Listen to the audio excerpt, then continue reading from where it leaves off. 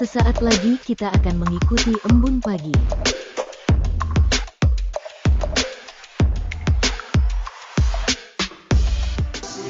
Kasih-Nya setiap hari seperti embun pagi, sejukkan hati.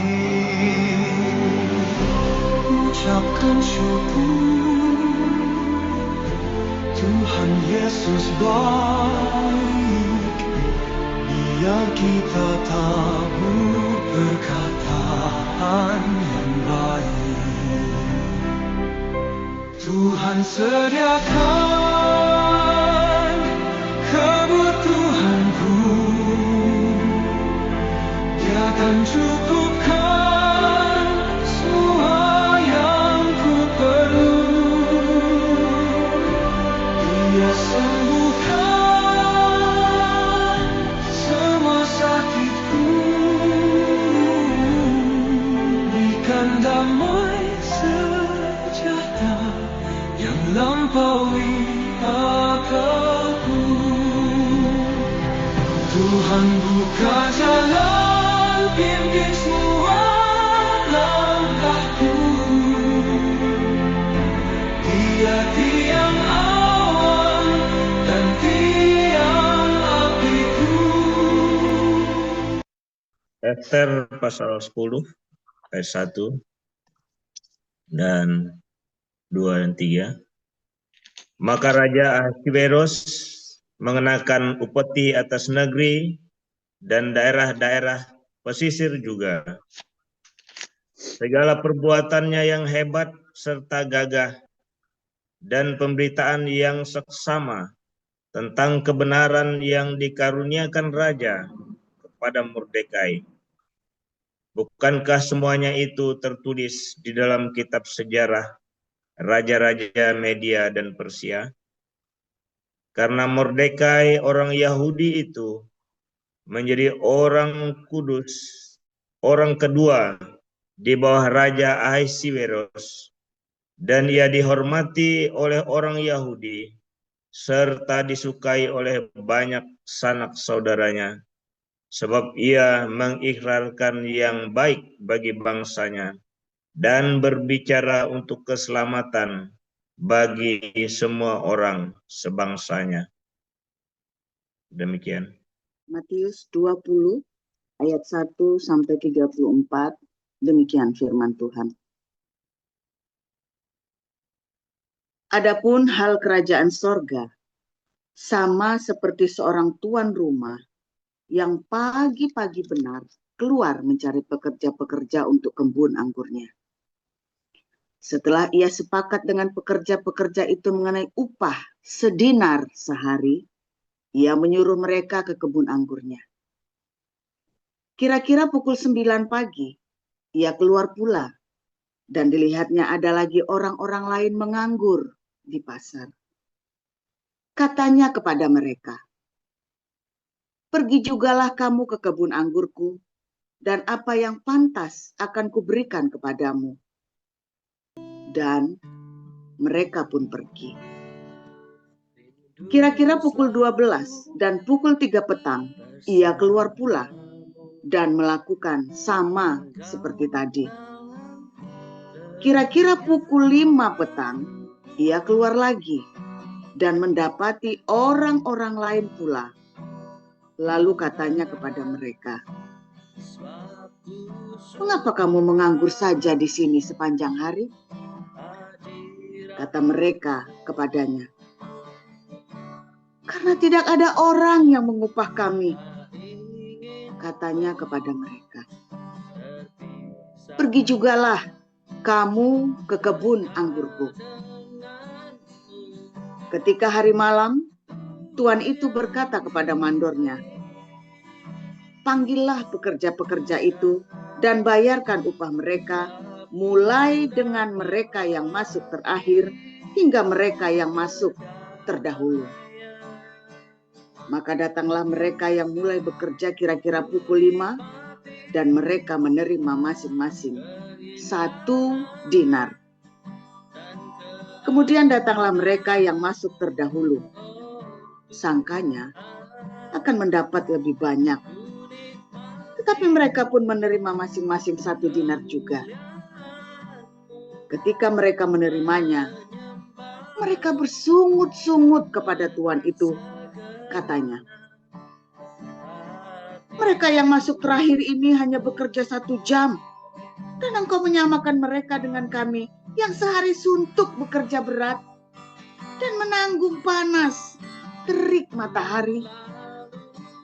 Tetapi tuan itu menjawab seorang dari mereka, "Saudara, aku tidak berlaku tidak adil terhadap engkau. Bukankah kita telah sepakat 1 dinar sehari? Ambillah bagianmu dan pergilah. Aku mau memberikan kepada orang yang masuk terakhir ini sama seperti kepadamu. Tidakkah aku bebas mempergunakan hak milikku menurut kehendak hatiku? Atau iri hatikah engkau karena aku murah hati?" Demikianlah orang yang terakhir akan menjadi yang terdahulu, dan yang terdahulu akan menjadi yang terakhir. Ketika Yesus akan pergi ke Yerusalem, Ia memanggil ke-12 muridnya tersendiri dan berkata kepada mereka di tengah jalan, "Sekarang kita pergi ke Yerusalem, dan Anak Manusia akan diserahkan kepada imam-imam kepala dan ahli-ahli Taurat. Dan mereka akan menjatuhi Dia hukuman mati. Dan mereka akan menyerahkan Dia kepada bangsa-bangsa yang tidak mengenal Allah, supaya Ia diolok-olokkan, disesah, dan disalibkan. Dan pada hari yang ketiga, Ia akan dibangkitkan." Maka datanglah ibu anak-anak Zebedeus serta anak-anaknya itu kepada Yesus, lalu sujud di hadapannya untuk meminta sesuatu kepadanya. Kata Yesus, "Apa yang kau kehendaki?" Jawabnya, "Berilah perintah supaya kedua anakku ini boleh duduk kelak di dalam kerajaan-Mu, yang seorang di sebelah kananmu dan yang seorang lagi di sebelah kirimu." Tetapi Yesus menjawab, katanya, "Kamu tidak tahu apa yang kamu minta. Dapatkah kamu meminum cawan yang harus kuminum?" Kata mereka kepadanya, "Kami dapat." Yesus berkata kepada mereka, "Cawanku memang akan kamu minum. Tetapi hal duduk di sebelah kananku atau di sebelah kiriku, aku tidak berhak memberikannya. Itu akan diberikan kepada orang-orang bagi siapa Bapakku telah menyediakannya." Mendengar itu, marahlah ke-10 murid yang lain kepada saudara itu. Tetapi Yesus memanggil mereka lalu berkata, "Kamu tahu bahwa pemerintah-pemerintah bangsa-bangsa memerintah rakyatnya dengan tangan besi, dan pembesar-pembesar menjalankan kuasanya dengan keras atas mereka. Tidaklah demikian di antara kamu. Barang siapa ingin menjadi besar di antara kamu, hendaklah ia menjadi pelayanmu. Dan barang siapa ingin menjadi terkemuka di antara kamu, hendaklah ia menjadi hambamu. Sama seperti Anak Manusia datang bukan untuk dilayani, melainkan untuk melayani dan untuk memberikan nyawanya menjadi tebusan bagi orang banyak." Dan ketika Yesus dan murid-muridnya keluar dari Yeriko, orang banyak berbondong-bondong mengikuti Dia.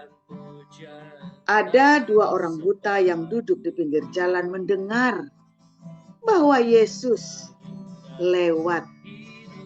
Lalu mereka berseru, "Tuhan, Anak Daud, kasihanilah kami. Tetapi orang banyak itu menegur mereka supaya mereka diam. Namun mereka makin keras berseru, katanya, Tuhan, Anak Daud, kasihanilah kami. Lalu Yesus berhenti dan memanggil mereka. Ia berkata, apa yang kamu kehendaki supaya aku perbuat bagimu? Jawab mereka, Tuhan, supaya mata kami dapat melihat.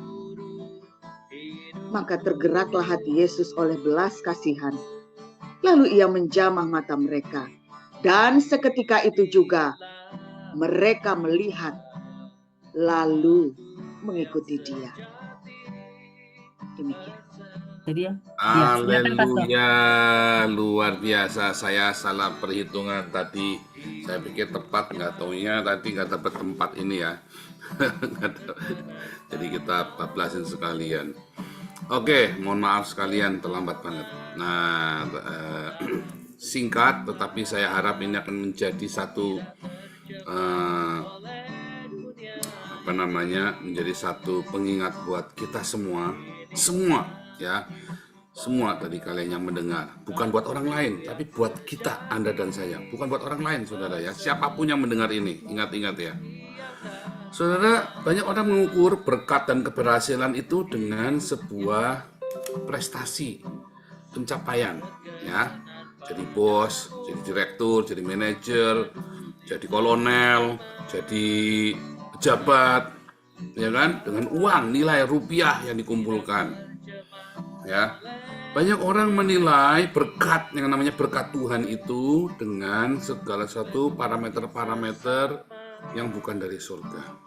Ya, ketika kita mengikuti Yesus dan kita mengorbankan segala sesuatu untuk mengikuti Yesus, lalu kita mengukur keberhasilan dan berkat kita dengan parameter-parameter tadi, ya, dengan berapa banyak uangnya, berapa banyak kesuksesan, berapa banyak gelarnya, berapa gajinya, berapa pangkatnya, ya, maka saudara sedang terjebak kembali ke dagingmu, saudara. Nah, ketika itulah maka akhirnya kita bangunan yang kita bikin itu runtuh, ya. Kan membangun kan harus dengan emas, dengan musibah nanti akan diuji. Semua bangunan kita, upah kita itu, ya, Anda akan dihakimi dihakimi menurut pekerjaannya. Nah, tadi ya, bukan perbuatannya loh, pekerjaannya. Setiap orang akan diuji. Apakah terbuat dari emas, perak, kayu, jerami, ya. Dan ketika kamu mengukur keberhasilanmu tadi dengan parameter tadi, maka runtuh semua nanti. Semua yang kamu kerjakan menjadi sia-sia, saudara. Tetapi bagaimana dong mengukurnya? Nah, Yakobus dan Yohanes, ya, anak-anak Zebedeus, ibunya ini terlalu pede, saudara ya, terlalu pede. Ya, bilang sama Tuhan Yesus, karena kan Tuhan Yesus kan Mesias, Raja segala raja. Waduh, backingan ini, gue punya backingan. Seneng ya kalau punya backingan, bener nggak? Punya backing itu seneng. Saya dulu teman saya itu tuh lebih banyak tentara daripada polisi, saudara ya. Serius, dari dulu teman saya lebih banyak tentara daripada polisi. Wah, saudara, ya, saya jadi kepala cabang, ya, maaf saudara, centeng saya itu mayor loh, saudara. Saya mayor loh, saudara. Umur saya masih 27 tahun, ya, tapi saya selalu dikawal sama mayor ini, saudara ya. Ini orang setia kawan sekali, setia kawan, bener-bener bukan, memang setia kawan ini orang ya, saudara ya, bener-bener. Nah, saudara, backingannya ternyata apa ya? Karena saya kenal dengan pejabat-pejabat, ya kan?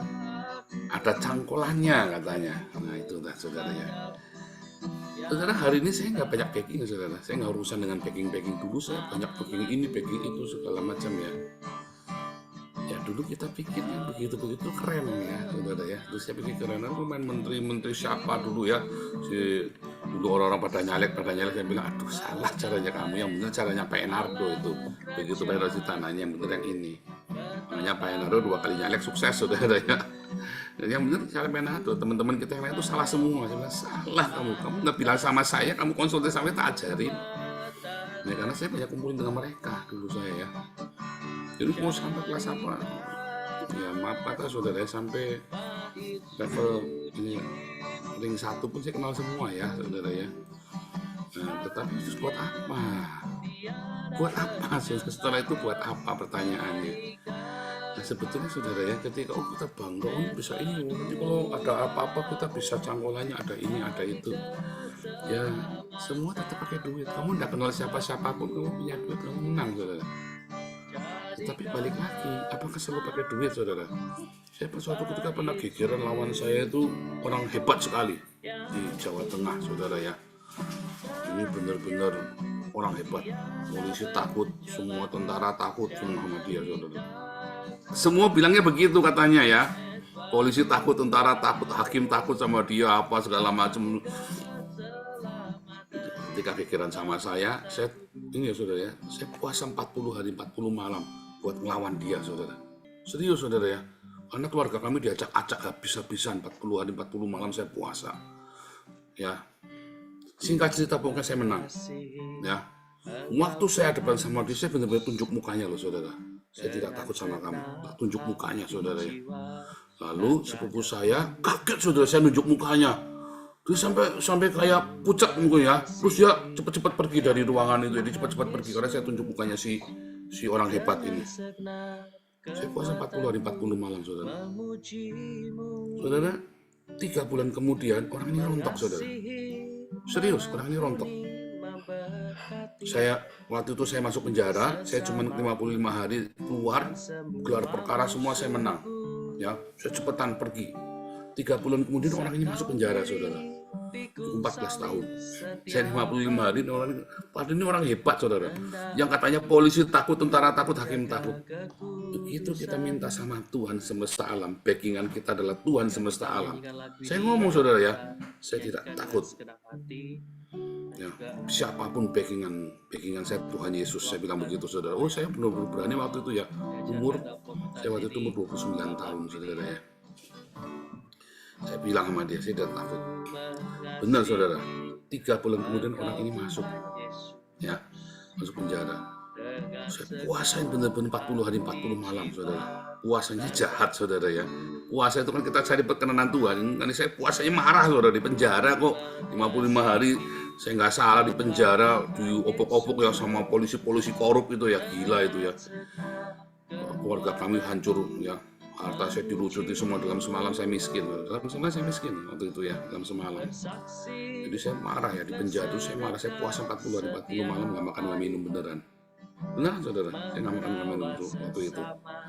Terus saya menang. Nah, pertanyaannya saudara ya, bagaimana ya bisa orang yang mengandalkan ini mengandalkan itu bisa kalah hanya dengan orang puasa saudara. Nah ingat yang saya ngomong ini saudara ya, ketika kamu cuma bergantung sama Tuhan karena kamu nggak punya pertolongan lain, ketika kamu hanya bergantung sama Tuhan karena kamu tidak punya uang, tidak punya backingan dan tidak ada jalan keluar, tapi kamu percaya benar-benar dan kamu menjerit benar-benar sama Tuhan, apakah karena puasanya yang menang? Bukan karena puasa, karena kamu nggak punya cara lain. Kamu cuma bisa cari dan caramu tuh hanya bisa puasa. Sekuatnya kamu puasa, saudara. Dan waktu itu cara saya cuma puasa karena saya percaya Tuhan Yesus tolong saya. Tapi saya marah sekali. Marahnya salah, jangan diikutin saudara. Tapi saya hanya percaya sama Tuhan, saya teriak bener-bener sama Tuhan. Tuhan tolong saya, Tuhan tolong saya, Tuhan. Sampai air mata itu udah gak keluar saudara. Yang ada cuma kemarahan. Tiap malam saya baca Mazmur saudara, dari Mazmur 1 sampai 150. Itu kan serem-serem tuh, kamu kalau lihat baca suratnya Mazmur itu serem saudara ya. Permohonannya tuh untuk ngutuki musuh lah tuh. Katanya suruh mengasihi musuh Pak. Nanti dulu. Itu urusan nanti, yang penting puasa dulu saudara. backinganmu itu ya bukan barang fana, saudara. Kalau kamu puasa jerit minta sungguh, kamu hanya percaya sama Tuhan, kamu berseru sama Tuhan, apapun, saudara, apapun, kamu harus benar-benar percaya. Makanya ketika orang minta saya doain, saya bilang puasa ya. Oh, inilah itulah dalam hati saya, gundulmu peyang, saudara. Lah kamu punya masalah, saya cuma ya puasa ya. Apa nggak bisa nih ya? Kamu nggak pengen memang kamu cuma cari yang mau enaknya doang. Kamu tuh nggak percaya beneran, nggak bisa, saudara, nggak bisa. Upahmu ketika kamu berseru sama Tuhan.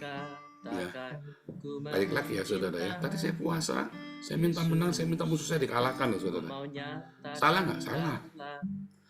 Tapi yang Tuhan lihat bukan masalah-salah benernya. Nanti kamu tak ajarin, kata Tuhan. Yang penting sekarang kamu punya iman dulu benar. Kita cuma bergantung sama Tuhan, nggak ada cara lain. Oh, saudara, nggak mungkin, saudara, kita bisa menang, bisa lolos. Habis saya menang itu Tuhan pulihkan perekonomian kami ya, saudara ya. Cuman dalam 3 bulan saya dipromosikan ya, setahun gaji saya naik 3 kali, bonusnya mobil Baleno 1, saudara. Serius, saudara. Kita bisa beli rumah lagi, segala macam. Saya dipulihkan. Wah, saudara, luar biasa.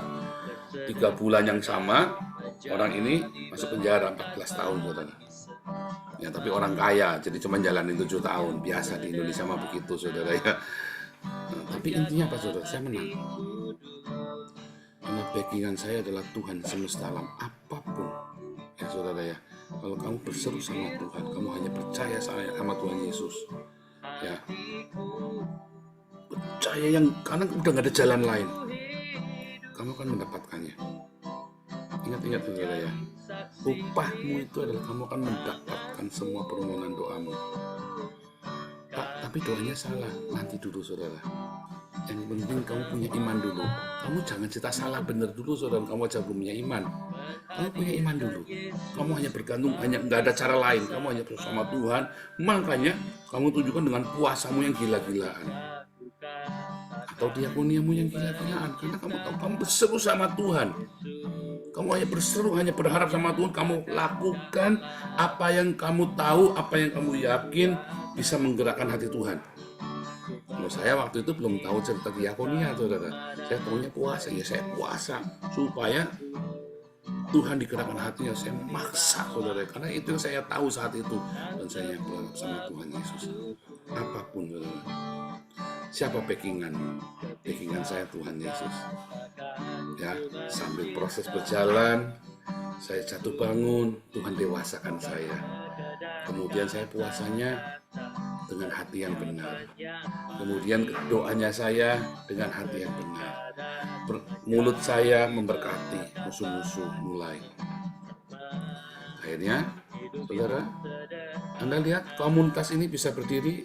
Apakah karena saya baik hati? Enggak. Karena saya backingannya Tuhan Yesus. Bukan karena Pak Ido, Dokter Ido baik, bukan. Karena Dokter Ido mau percaya pada Tuhan Yesus. Bukan karena Pak Stephen hebat, bukan. Karena kita semua mau terseru sama Tuhan Yesus. Ketika kamu tidak berharap sama Tuhan Yesus, kamu putus, ya. Ya, saya pernah berhenti berharap sama Tuhan, putus. Sekarang siapa backinganmu? Ya, siapa backinganmu, kepada siapa kamu melayani? Layani dengan sungguh-sungguh, berharap dengan sungguh-sungguh kamu akan mendapat upahmu, saudara, di dalam peperangan rohani ini. Ya, tapi sungguh-sungguh, seakan-akan udah gak ada jalan lain, udah itu tok, saudara. Makanya kadang-kadang kamu ditaruh di tempat di pojok, disitulah kamu nanti ketahuan kamu sebenarnya punya iman apa enggak. Begitu kamu nyambah sama Tuhan saja, kamu lihat, saudara, Tuhan akan mengabulkan apapun doamu. Maaf, saudara, bahkan doa yang buruk. Ya, nanti ekstrim ya, bahkan doa yang buruk. Nanti dalam prosesnya Tuhan akan ajarin kamu bagaimana doa yang baik. Tapi hari itu yang penting kamu punya iman dulu. Tuhan Yesus memberkati.